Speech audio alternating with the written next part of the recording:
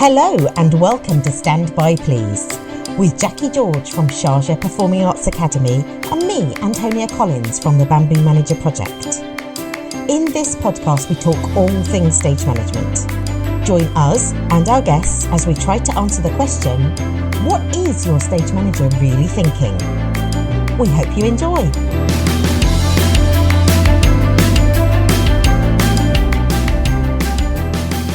Hello, Jacqui. Good morning, Antonia. Yes, it's morning in both parts of the world where we are currently, isn't it? So that makes a pleasant change that we're not in the same time zone, but we're actually currently in quite a near time zone. Absolutely. I'm just waving across the ocean at you over in Mumbai. How's it going? Tell us where you are and what you're up to. Well, it's going really well. So for people that listen along to the podcast, I realise we've been a little bit absent, but we've been a bit absent because we've both been rather busy. Some of you will remember that we started this podcast in COVID, where we were still busy-ish, but not as busy as we are now. And life has been crazy busy recently. And for the last 3 weeks, I have been in Mumbai. The first time that I've been away from home properly, not just like within the UK, since hang on, let me think about it. May 2019, when I came back from America. So, it's brilliant. I'd never been to India before. I'm in South Mumbai, stage managing a show called Every Good Boy Deserves Favour at the National Centre for Performing Arts. It's very lovely, South Mumbai, very easy to live in. Just pop to Starbucks now to get my coffee. It's great. We're having a really great time. Show is epic and challenging, but will be amazing. And we're just at the end of week 2 of rehearsal. But yeah, so we're only actually an hour and a half in the time zone world apart from one another. So because you're back at work in Sharjah. That's right. We've kicked off the term and we've got another fantastic bunch of new students that have started their training and their journey. And that's, again, opens up other parts of the world that students have travelled from. So we're really, and new staff as well. So we're really embracing the international faculty and the international student body as well, which is really exciting. But then that does promote and provoke conversations about how we do things and how and where we work. How are you finding that working in a different place? Well, look, you've worked overseas with stage management many times before, but not in India, not in that part of the world. So are you discovering anything new in terms of stage management and in terms of your practice? Yeah, totally. And, I always think there's lots of things to learn. And I always try and come in with a really open mind. Stage management, oh my goodness, how many times have we said this? Stage management isn't you have to do it this way discipline. It's not like being an electrician where if you wire a plug incorrectly, you might damage somebody. There's lots and lots of different ways to do things. And I think that's really important when you work abroad from home or you work away from home, that you kind of come in with an open mind. We're kind of making it up a little bit as we go along on this one because it is a large show, right? And so the way in which we think about stage management and the way in which we would staff something are probably slightly different. So my role is company stage manager on the book, which normally in the UK would kind of think that was going to be a smaller show, right? but here that's not the case. So actually what we're really doing is we're more modeling the American version of stage management. So I'm more like a production stage manager who is calling the show in the rehearsal room, working really closely with the director. But then I have other stage managers who are working on stage. So we've kind of actually gone to a more American model. But we're having a lot of fun. What are the things that I've discovered so far? Well, the challenges so far have mainly rotated around food. Because I have learnt that India is run on its stomach. Since the moment I arrived, people have been feeding me. And then people are like, oh, try this, eat this, try this, eat this. And I'm like, no, I'm genuinely full. And oh my goodness, the love of a carbohydrate, have a carbohydrate and have another one. Huge. And I didn't, in the UK we talk about half and half when you have a curry, and you might have chips and rice, and I always thought that was an English made up thing. Oh, no, have some rice, have some chips, have whatever else you're going with it. I mean, it's wild. The carbs are kind of wild. I must be honest, Jacqui, my show blacks are a little bit tight on me currently. And I was thinking, oh, great, I'll lose a few pounds before we get to the show. No, my colleague here, her solution opportunity to this is for me to carry on eating and for me to have more clothes made. And I was like, no, that wasn't what I planned. But also, interestingly, we feed the company a lot. Now, that isn't a model that I've ever worked in. In Hong Kong, there were like food moments, there were, absolutely. But no, this is like, here we are beyond providing tea and coffee, but like providing snacks, providing meals, So actually the food is really impacting on my stage management life, because it's like, oh, what food have we ordered today? What are we having? What time are we having it? Whereas normally in the UK, we'd be like, go get your own food. So, but also a lot of theatre companies here really work as an ensemble. They live together, they work together. It's a very much more kind of like, well, ensemble is the word, right? But, a kind of family atmosphere. So I guess that's where the eating together comes from, and it's really fascinating. But it wasn't the thing I was expecting. I was like, oh, maybe the language will be the problem. Oh, maybe I'll have to, cover my arms up in public. No. All of those things were absolutely fine. Everybody speaks English. It's all great. No, it's food. It's all about the food. I would like to say, though, for anybody who I'm working with in India who then listens to this podcast, the food is amazing. Oh, my goodness. Yeah, we've eaten a lot already. But that sounds like a good place to be. Interesting what you were saying about maybe you've adopted a more American approach, because I do think that completely describes something that's been at the forefront of my mind, in that you create the team and you create the structure in response to what's needed, don't you?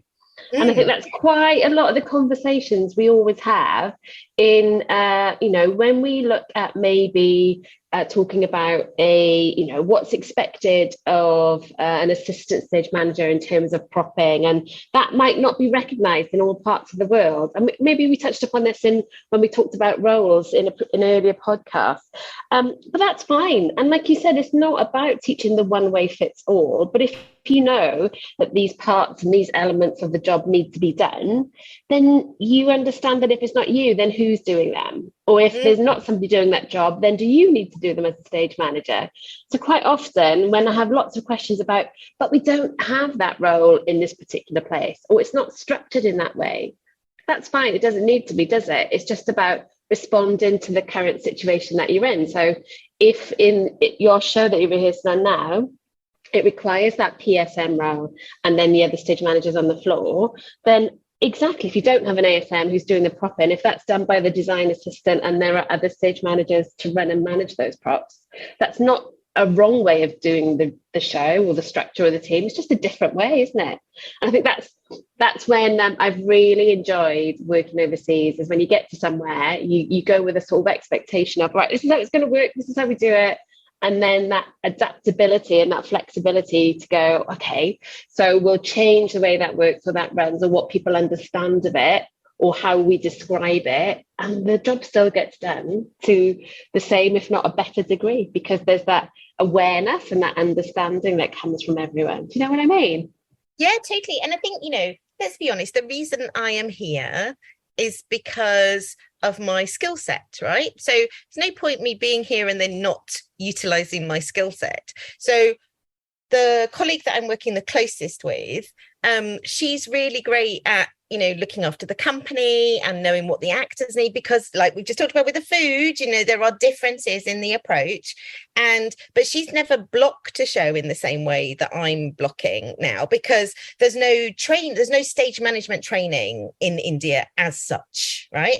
So if you want to train in the way in which you and I talk about training, your options are to go to the UK or to go to the US. And obviously that puts it outside of the reach of a lot of people, because that's a huge amount of money. So most people learn on the job.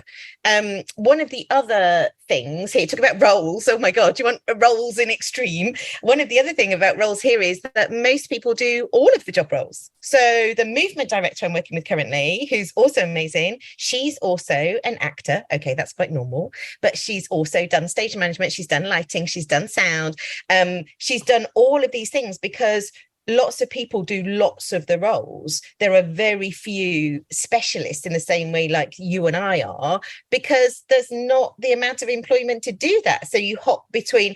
I've met a few lighting people who are specialists in lighting. And obviously there's the team in-house here at the NCPA who are the specialists in their own department. But yeah, talk about, swapping the job roles around. So making it fit for your show, for me, is always more important than you trying to retrofit what you know into the show, right? And one of the challenges here will be the fact that we don't have any cue lights and people aren't used to being cued in that way. I've got a lot of moving parts in my show.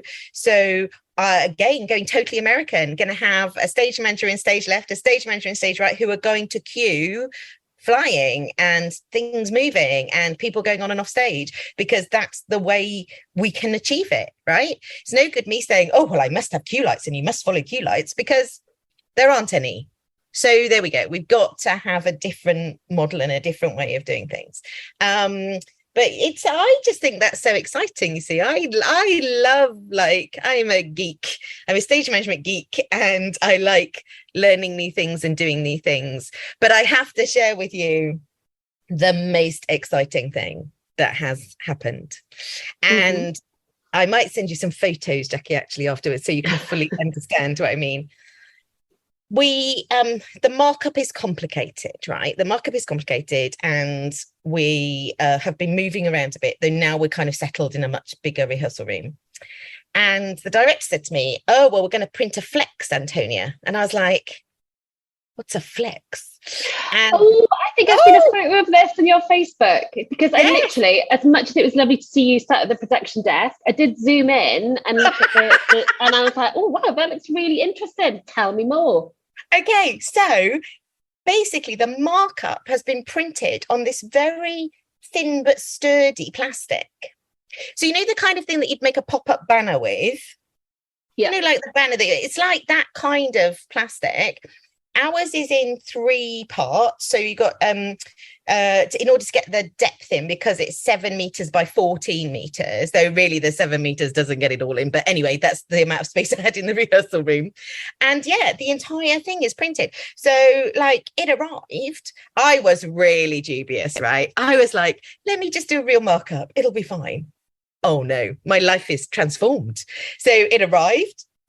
People put it down, they taped it down. We got a full-time stage crew at the NCPA, so they come and do things for me, which is quite luxurious and lovely. Didn't have to do it all myself, but yeah, it's brilliant. It's absolutely brilliant. And so when we move to a different rehearsal room, I can take the flex with me.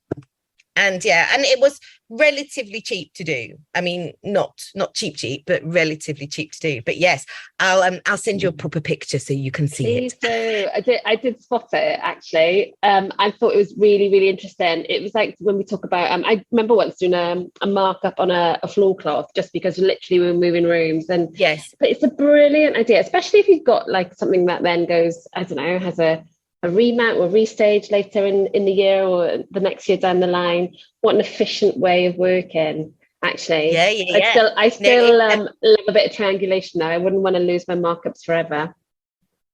Well, I was desperate to do it for real, right? I was like, stop this. Let's just do the markup. But actually, because of so the piece has 45 orchestra players in it, and they're all on stage, so they also all need to be marked up. So it would have been quite a lot of markup, to be fair, but it works really, really lovely. And also, though, I must say, we're laying it on a marble floor, which really helps because, of course, it's totally flat. So that also, it's smooth and flat underneath. But yeah, talk about stage management geekiness. But the director was really pleased with himself that it's worked so well, because I was so dubious about it. But no, it is. But I've never seen that before. I mean, it's like it is the modern equivalent of a floor cloth, right? But I've never I've never seen that. Have you ever seen that? I've not seen that, no. And I was having a conversation this week about how I said if there were any stage management inventors or entrepreneurs amongst the group, that if they could invent a sustainable way of marking up the floor, because I just really dislike using PVC tape. It's one thing for a show, but certainly when you're teaching and then you rip it up a couple of hours later. But if there was a sustainable way of printing, then that ticks all the boxes, doesn't it? Yeah, yeah. I mean, I have to say I'm fully converted. So yes, the floor cloth, the flex and food are the two main surprises so far. I'm sure there will be more. But yeah. So when you first went to Sharjah, because obviously you've been there quite a few years now, but what was like the biggest stage management surprise? Oh, you're smiling. What was the biggest stage management surprise for you? I think this is my 5th year now. I'm just going into my 5th year, and there was a memory that popped up on social media this morning that 3 years ago today was our official opening at Sharjah Performing Arts Academy, which was a beautiful, beautiful evening, and there was a production on our stage, the first production, and it was staged by Sharjah National Theatre, and they had been rehearsing. So we had provided support in terms of stage crew and lighting technicians, etc. And so I was very much on the peripheries of that show happening and more involved with the opening of the building. But I remember watching that show in rehearsal, and our stage crew, who was on the deck at the time, talk about international, she was Spanish. She still is Spanish. She's working in London at the moment. And she was saying, Jacqui said, I'm watching it all happen. She said, because I've never seen it done like this before. But the director was very much heavily involved in cueing everything. So director slash DSM, house tabs, we're going with his cues, etc. Which again, I'm not saying it's an incorrect way, it's just a different way of doing it, isn't it? And I think if you go, like you said, if there's not that culture of training or experience or practice in a particular region, doesn't mean to say that job doesn't happen.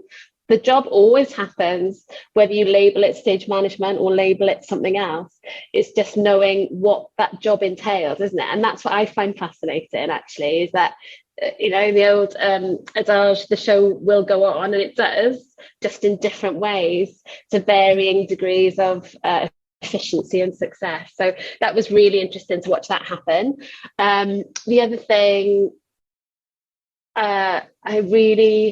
what was really refreshing and fantastic to see, and still is, because of that way, and because of all the different places our students come from, and because of when you watch the shows, and because maybe of the type of community the UAE is, it's such an international community that there's so much creativity and idea and possibility. So people love problem solving here. So, it's always a bit like, because I guess there's no history, like we are a really young country, like we're 50 years old. So it's not like there's that old, well, this has been done this way for 400 years. It's like, okay, well, this is the problem. This is how we can solve it. This is what we could use. This is what we couldn't use. And there's always that freshness, that openness to solving problems and actually getting the job done. There is an efficiency here, I think, in making something happen, which is really good. I think that's amazing, Jacqui. That's a really interesting thought.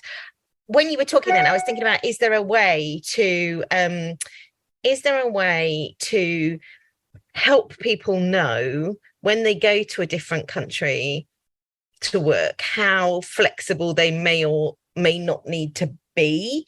And I was thinking that really it sort of rotates around 3 things. Is there any stage management training in that country? Does that exist already? Because then you know that people that work in it will have probably been trained. Is there a union, right? Because you and I are both in countries now working where there's no equity, there's no unionization. So that brings some different challenges as well in terms of work patterns that we don't necessarily recognize. You're like, oh, hello, we've been working for 4 hours. I think we should have a break. Hello. So, you know, there's differences there, isn't there?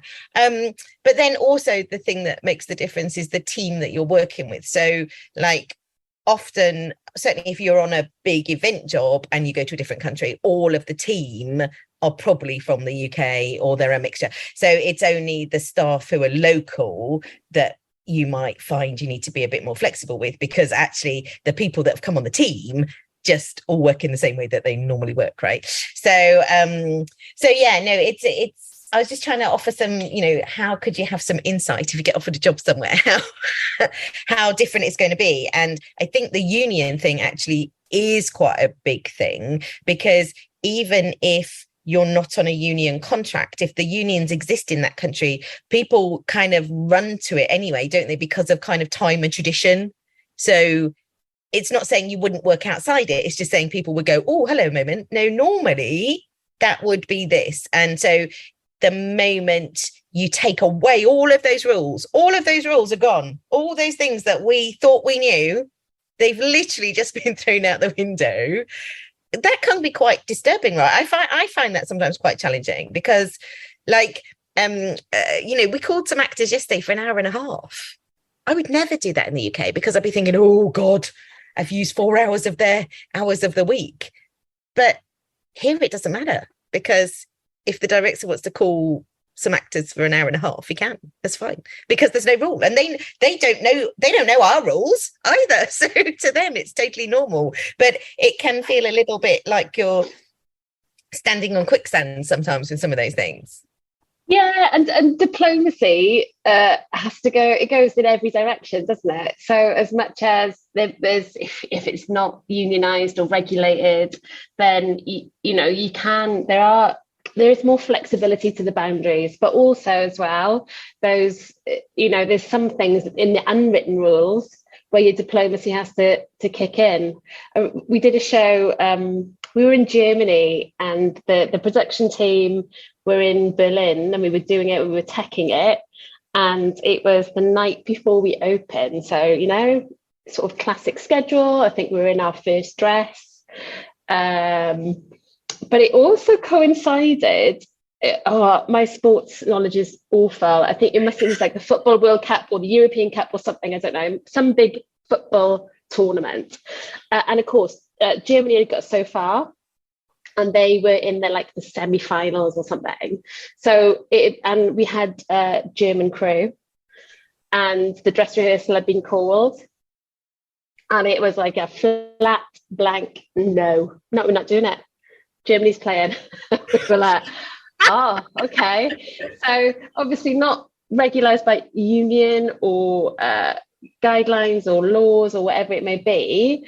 But in that moment of diplomacy, the production manager, and I think maybe the producer and the director would have fought for them to be like, well, no, you are doing it.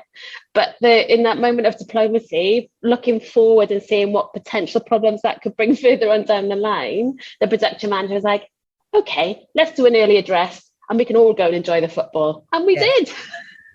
Great call by that production manager, I think. Just because it's not how you would normally do it, like we were saying earlier about the roles, doesn't mean it's a bad thing. It just means it's a different way to do it, right? Yeah, and if I'm going on holiday, if I've booked a holiday and I'm going somewhere I've never been before, maybe this is the sort of that's going to be the sad part of me, but I'll look into where I'm going, and I'll look into, you know, sort of customs and cultures and, you know, codes of, you know, conduct or behavior, or what's respectable or not. And, you know, because I'm visiting somebody else's country, so I want to make sure that I'm respectful in that environment, okay, and I have a really good time on my holiday. Exactly the same applies if I'm going to work overseas as well. Even if I'm touring with a show from a particular country with a particular production company and team, I'm still visiting somebody else's country. So I go in with full respect, and I try and educate myself a little bit into what's you know appropriate for that particular country. And it's not our job with a show or an event to go in and be like, well, this is how we do it. Of course it's not. So you have to be mindful, and that's part of it, isn't it? It's learning how to do things differently and being adaptable and amenable as well to the situation. Yeah, totally. And the one that always sort of I have to check myself with is health and safety, right? Because we both come from an environment where health and safety is king, la la la la la, health and safety trumps everything else. And then you're here. And it was the same when I worked in Hong Kong, right? That was another check yourself moment. Because people did do things differently, which in the UK would have probably made me go, oh, I'm not really sure about that. But they were fine. It was perfectly fine. So I think you also have to make a bit of a judgment call between actually, no, this is safe, this is fine, this is the way people are normally do it. And, oh, actually, no, on this is not safe. This is what we need to do, right?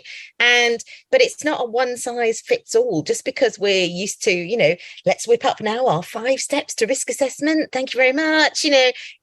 It's a different thing. Although the technical manager here did suggest taking me into the grid of the big theatre, and it is a big theatre, and I got flip-flops on. And I said, no, I am not going on with my flip-flops. And he was like, oh, you'll be fine. And I was like, no, I'm going to put some trainers on. So, because I would have felt uncomfortable, right? He was perfectly fine with me going, and probably I would have been perfectly fine, but that was just a little bit of a step too far for me. But it's just being, you just have to be mindful and just really think about what your response is, and think about whether is that my response because that's what I'm used to, and so it's pushing me outside of my comfort zone. I feel on this job, this is a lot of Mumbai is really familiar, right? I've worked in Hong Kong, I've worked in China, so some of it feels really familiar, but then some of it's different, and just kind of thinking about things, going, oh, let's just have a thought about that before I say something about it, before I react to it, because also the other thing is I'm really conscious of the fact that I am a white woman. And I don't want anybody to think for a single moment that I am saying to people, you should do this my way. It's because my way is best. Rubbish. Absolute rubbish. My way is a way to do it. That's fine. And I've worked with this director before, so obviously we have a language and a familiarity, but there's a million ways to be a stage manager. Literally. And I think as a community, we have to embrace all of them. Which sort of brings me neatly to the point of why we were going to make this podcast today. Because, so, like I said at the beginning, we've not really been around very much. And I think we both think this might be the last one for now. Yeah, For now, just, let's hope we don't have another COVID situation that allows us the headspace to make another podcast, because I don't really want that. But we've made some brilliant episodes, and I always feel like I should do the plug. They're all available on the Bamboo Manager Project website. They're all archived there for people that want to go back and listen to them. But we sort of started it as a little adventure because we were like, oh, maybe that would be interesting. And here we are 3 years later. Yeah. 3 years later. So, Jacqui, have you got a favourite episode? What do you think? Have you got favourite moments, favourite episodes? Oh, what a journey and what a ride. Absolutely. There's certain ones that pop out, and there's ones that I sort of refer back to quite often. And we always said that we'd do this whilst we had content that we thought, never mind anyone else, that we thought was relevant. And we, like you said, we've been so busy this last 6 months, and maybe, we said, you know what, let's make this a pause and a goodbye for now. But one of my favorites that always pops up in my mind is perfectionism. And it's, do you know what? And I still do things and I go, do you know what? I'm going to let that go, because I'm not a perfectionist. It's a dirty word. And as much as I've absolutely so much enjoyed chatting to you over these last few years in this environment and in this podcast context, I've learned so much. I've learned so much about myself, about stage management, about podcasting, and it's just that was a steep learning curve. And I just wanted to say a huge thank you from me to you, Antonia, because I've absolutely enjoyed it. Okay, the plan was not to make me cry. Okay, that was not the deal. But I mean, probably my favorite episode was perfectionism as well. Though I really liked the kindness episode, because that came out of a very personal experience for me, that somebody had said to me, well, what are you going to do other than be kind to people? And I was like, well, actually, I think being kind's really important. But in the perfectionist, when I say I'm a recovering perfectionist and I'm trying really hard to do that, well, this week I sent out a rehearsal note that wasn't numbered in one of the sections. I'd just written sound and I typed the note in and I hadn't numbered it, and I PDF'd it and sent it off, and then was like, oh. I was like, do you know what, Antonia? No need to redistribute that. It's absolutely fine. The sound department will cope that it doesn't say 1 followed by the note. I was like, they will cope. But that, I think, is really, actually, that whole perfectionism thing, I think, is a really important story for younger stage managers. And I hope, if anything, that we've reassured some of them that, you can be a great stage manager and not be perfect all the time, is a good thing. But yeah, I really hope that. We've had a joyous time, haven't we, Jacqui? And like, I really enjoyed the Lou Platt episode, because that had so many things in it, so relevant to the world in which we work in now. When we started this was at the beginning of COVID, and now coming out the other side of COVID, the world is different, the world has changed, and I felt I really learnt a lot from her. That was a fascinating episode. I think there's so much in that episode with Lou, and I think that we could do a whole series just on that well-being space in a rehearsal room and in a production context. So big thanks to Lou. Oh my gosh, we've had some amazing guests. What I really love about the guests is that it was literally just an excuse for us to have a catch up with people we wanted to talk to. But if you introduce it in the form of a podcast, they say yes. So, oh my gosh, Gail Palin, absolute joy. Oh, I was referring to a comment the other day when she said, a stage manager in the room is like an owl, because you're talking to someone here, but your head's spinning and listening to the conversation in the other side of the room. Definitely. I've kept that one. Simon Curtis, just that complete, level-headed, considered, fair approach. Massive thank you to him. Bruce Guthrie, just a fountain of knowledge on so many levels. Yeah, and that was a real joy.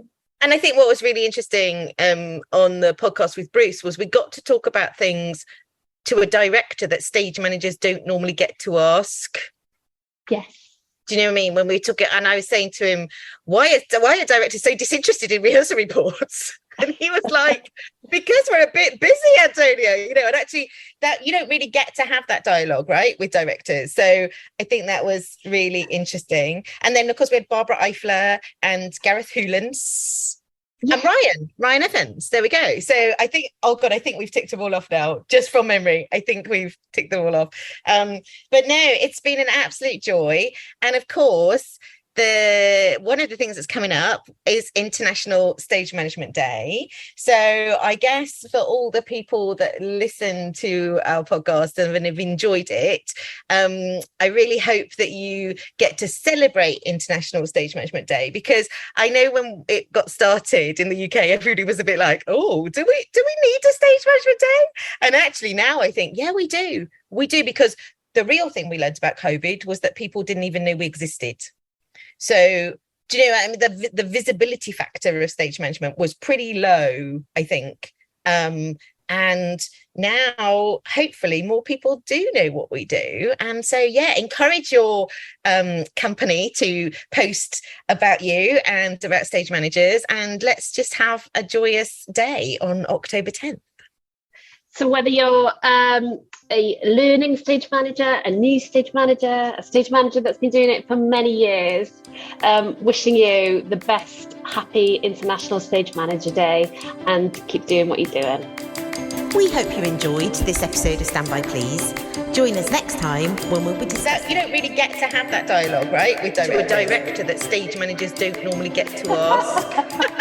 Oh my gosh, we've had some amazing guests. I really enjoyed the Lou Platt episode. Been an absolute joy. Until then, Jacqui and Antonia, off cans. Antonia and Jacqui on